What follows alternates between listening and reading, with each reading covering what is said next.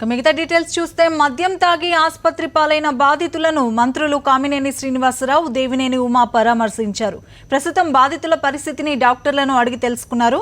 5గురు చనిపోయారని, మరో 24 మంది వివిధ ఆసుపత్రుల్లో చికిత్స పొందుతున్నారని చెప్పారు.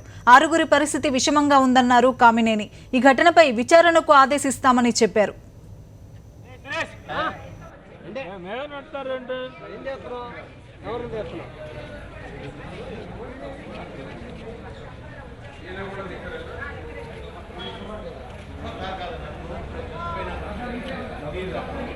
ఐదు మంది చనిపోయారు.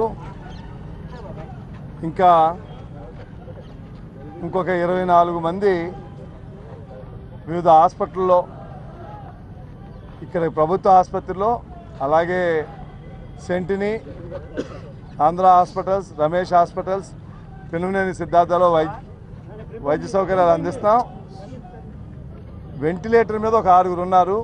వాళ్ళ పరిస్థితి కొంచెం క్రిటికల్గా ఉంది. బాగా 4గురు ఆంధ్ర హాస్పిటల్లో, 2 పిన్నమనేనిలో ఉన్నారు. మిగిలిన వాళ్ళ పరిస్థితి పర్వాలేదు. తప్పకుండా జరిగింది ఎట్లా జరిగినా, ఏం జరిగినా తప్పకుండా ప్రభుత్వం దీని మీద విచారణకు ఆదేశించి తప్పకుండా ఎవరు బాధ్యతలైనా ఎవరైనా సరే తప్పకుండా చర్యలు తీసుకుంటాం. ఇవి ఇక రిపీట్ అవ్వకుండా తప్పకుండా ప్రభుత్వం దానికి తగిన చర్యలు తీసుకుంటాం. ఇవాళ ప్రస్తుతం మా మీద ఉన్న బాధ్యత ఆ ఉన్న వాళ్ళందరినీ సురక్షితంగా వాళ్ళకి ఆరోగ్యంగా వస్తానికి కావాల్సిన చర్యలన్నీ తీసుకుంటాం. ఇప్పుడే చూసి వచ్చాం. అందరూ చాలా పేదవాళ్ళు. ప్రభుత్వం ఏం చేయాలనేది ఒకసారి ముఖ్యమంత్రి గారితో మాట్లాడి నిర్ణయం ప్రకటిస్తాం. ఈ లోపల ఎక్కడికడితే అందరూ, నేను కైకలూరులో ఉన్నాను, ఆయన మైలవరంలో ఉన్నారు, ఈయన గుంటూరులో ఉన్నారు. అందరూ ఎవరు మాట్లాడుకోవాలి. ఈ విషయం తెలవగానే ఎవరి కాళ్ళు ఇక్కడికి వచ్చాం.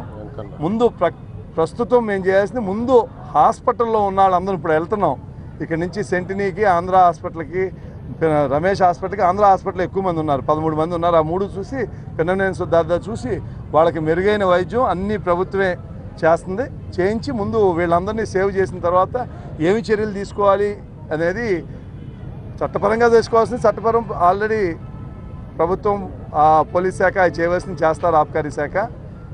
బట్ మిగిలిన అన్ని కార్యక్రమాలు ఏం చేయాలనేది ముఖ్యమంత్రి గారితో ఒకసారి మాట్లాడి మీకు ప్రకటిస్తాం. ఇప్పటికి ఆ శాంపుల్స్ కలెక్ట్ చేశారు. ఆ శాంపుల్ ఇన్వెస్టిగేషన్స్ ప్రిలిమినరీగా ఇప్పుడు ఎవరి మీద ఎక్కడ నెపాలేస్తాం కానీ ఏమీ కాదు. తప్పకుండా ఎటువంటి ఆస్కారం లేకుండా దాని మీద మేము ఇన్వెస్టిగేషన్ చేయించి దాని మీద ఏం చర్యలు తీసుకోవాలో తప్పకుండా చేసి, ఇక ముందు అట్లాంటివి జరగకోకుండా ప్రభుత్వం అన్ని చర్యలు తీసుకుంటుంది.